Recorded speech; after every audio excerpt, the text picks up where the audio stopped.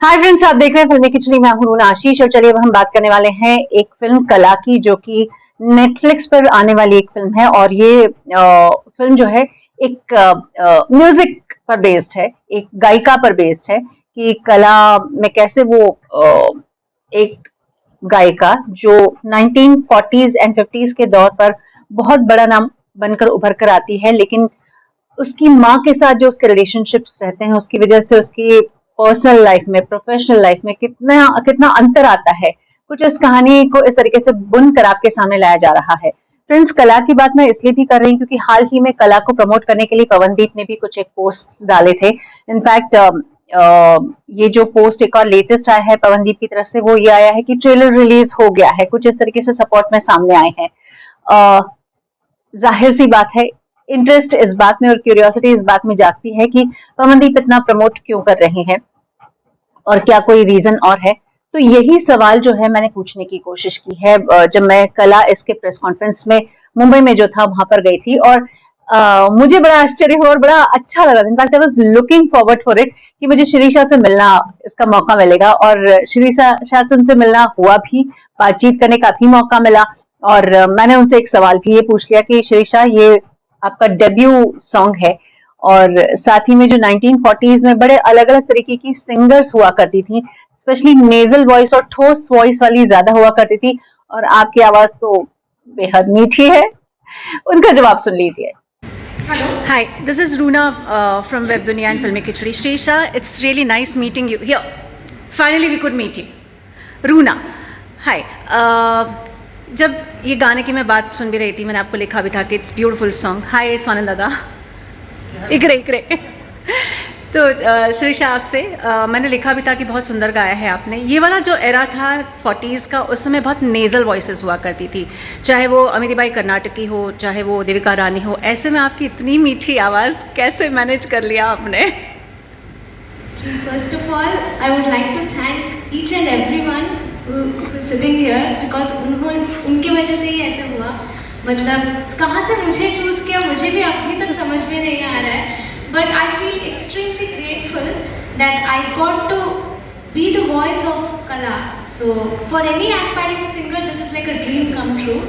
तो जैसे आपने बोला, there is a small difference because मैं भी घर पे बहुत पुराने गाने ज़्यादा सुनती हूँ, तो मैं लता जी के गाने और तेलुगु में भी, तो इस वजह से maybe I could get a small idea of how the song might sound, but of course it is not me, definitely it is Amit sir who guided me and everybody लिरिसिस्ट्स।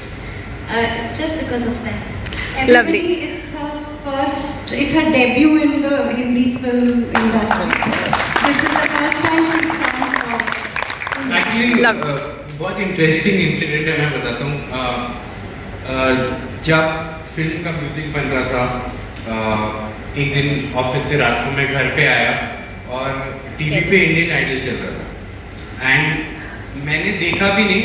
Usually मैं आता हूँ सीधा बैठ जाता हूँ खाना खाने, तो मैं बैठा और ये गा रही, और मेरी मॉम और डैड यहाँ पर है, तो मैंने उनको बोला कि इनकी आवाज़ बहुत ही अच्छी है और इनके साथ हम कभी कुछ ना कुछ करना चाहते हैं। अगले दिन अन्विता ने बोला ये पिक्चर में गाना कर।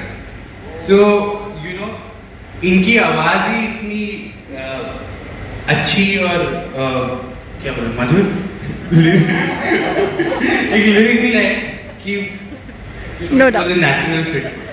अब पवनदीप, विशाल ददलानी और शंकर महादेवन जैसे बड़े बड़े म्यूजिक डायरेक्टर्स के साथ और नामी ग्रामी चेहरे के साथ जब तृप्ति टीमरी कोलैबोरेशन में इंस्टा पोस्ट पर दिखाई दे रही हैं, तो मैंने रुचिका कपूर शेख, जो कि नेटफ्लिक्स में एक बड़े पद पर आसीन है, उनसे जानने की कोशिश की कि ठीक है ये मार्केटिंग गिमिक्स भी है क्या, इसके अलावा भी कोई कहानी है क्या, इसके अलावा भी कुछ होने वाला है। तो उन्होंने जवाब क्या दिया, जरा ये सुन लीजिए। अभी हाल ही मैंने देखा तृप्ति बहुत अलग अलग music directors and musicians like Pawandeep, like Vishal, like Shankar ji, इन सब के साथ पिक्चर्स है। वो इफ यू कैन एक्सप्लेन वो सब क्या है? तो I shouldn't actually spoil it for you. You know, Kala, just to take a leaf out of what everyone has said, is such an experience, just like most of Anvita's work. I think when someone asked me, you know, how I felt after watching the film, I'm like, very often you can say this is the plot of a film, this is what it's trying to tell you. But I think with Anvita and Tripti and Karnesh, it's a visceral feeling. It's a feeling, it's not a film. And I think as Netflix, we are just so proud that we're able to give space to that feeling, so that, you know, connoisseurs of music and art and films in its true sense can really enjoy it. So I will do no spoilers for you, because Anvita's work has to be felt. Okay. So, which is why we're just either singing for you or we tell you come and feel it. So I can't sing, which is why we have these diggaj on the stage today. But yes, please come and enjoy the feeling on the 1st of December on your Netflix.